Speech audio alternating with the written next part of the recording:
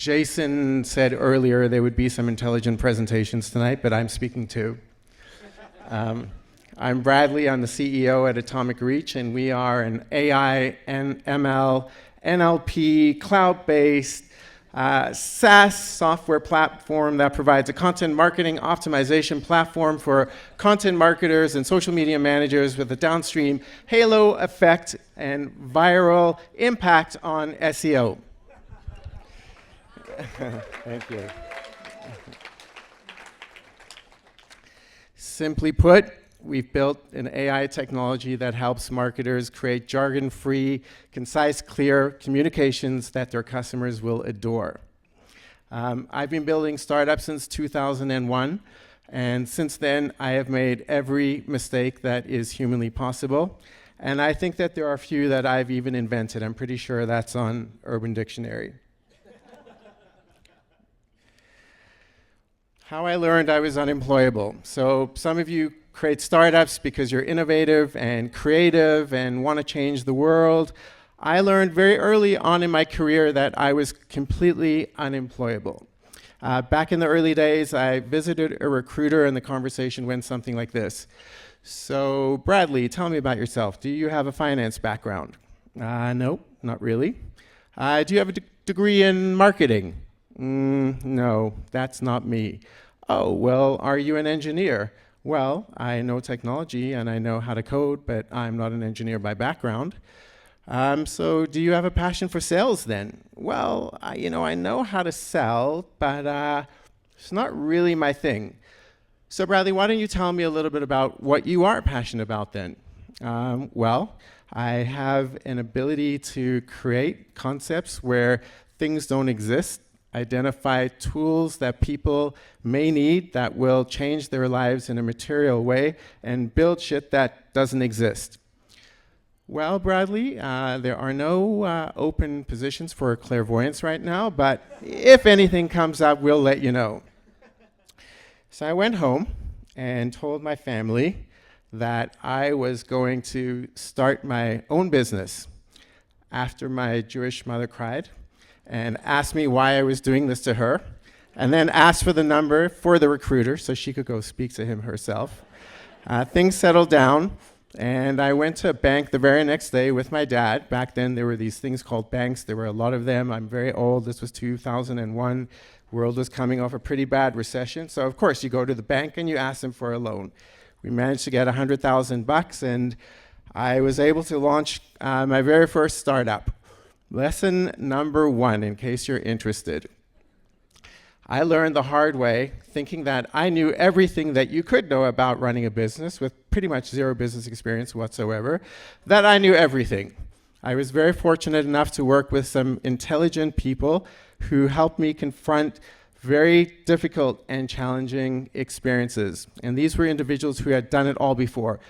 Raised money, run public companies, built startups, created everything you could imagine. But they always turned to their advisors and their friends whenever consulted with or confronted with a very difficult decision.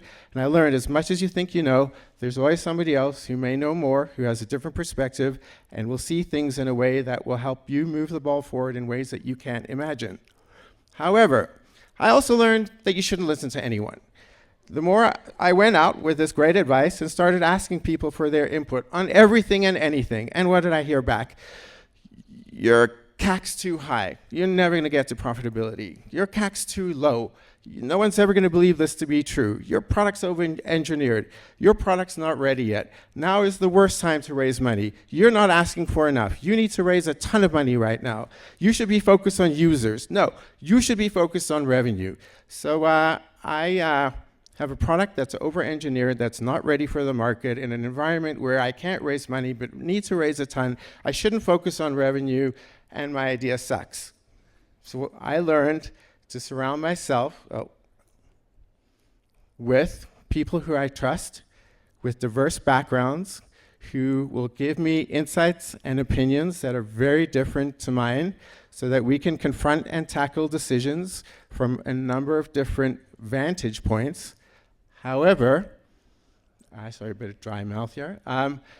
Alignment. Alignment is key. if your board of directors has a different objective to your shareholders, who have a different objective to your team, who have a just different objective to your customers, you are toast.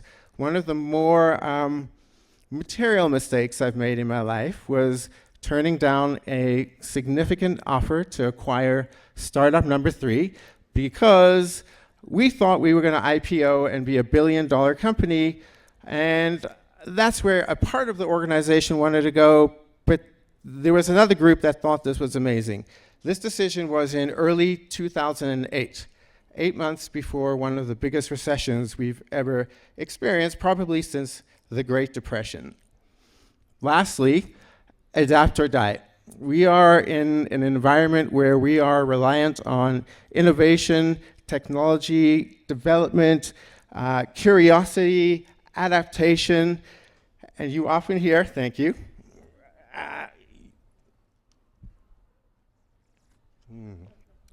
Stolies. Stolies, yeah, Stolies. Pivot is a failure. Nothing could be further from the truth. By the very nature of what we do, we, by our own effort, have to make ourselves obsolete, because if we don't, somebody else will. So I can't tell you the number of times we've adapted, changed, evolved, made mistakes, failed fast, and moved on. But today we run a highly successful AI content optimization engine that started in a completely different area, in a completely different way, and without the ability to adapt, we would be dead. Thank you.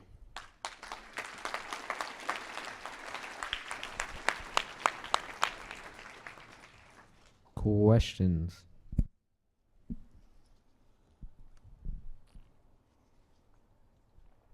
Hi, what was the startup that you should have sold?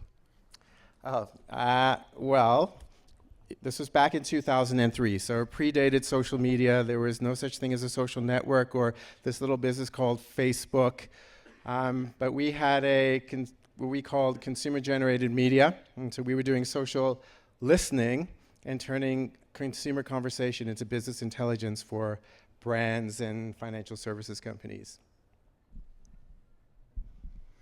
Hi. So you mentioned in one slide you should not listen to anyone, but also listen to everyone, or maybe I got it backwards. As a business owner, aspiring entrepreneur, they say you should talk to people, not talk to people. I mean, where do you think that balance is in sharing your ideas and throwing it out there to the universe, and also just trying to keep it a little more private to work on it in your own time? Yeah, so it's a good question. And I really think you have to do 100% of both. And at the end of the day, you got to trust yourself. So if you're looking at data and you are distilling information and applying it to your business, because every business is context and environment specific, and you have a good team of people around you who you trust, and mentors. Mentors are key. You will arrive at the answers, because the truth is there is no wrong answer. Hindsight is perfect. Last question.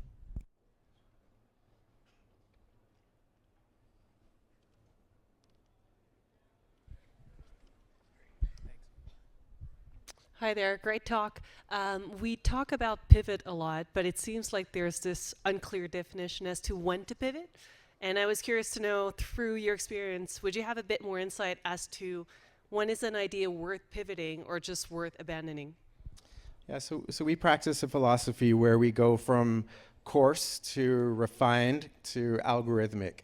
So one of the very first times we pivoted was when we had an idea, was in a related business, but a very big leap from what we were currently doing.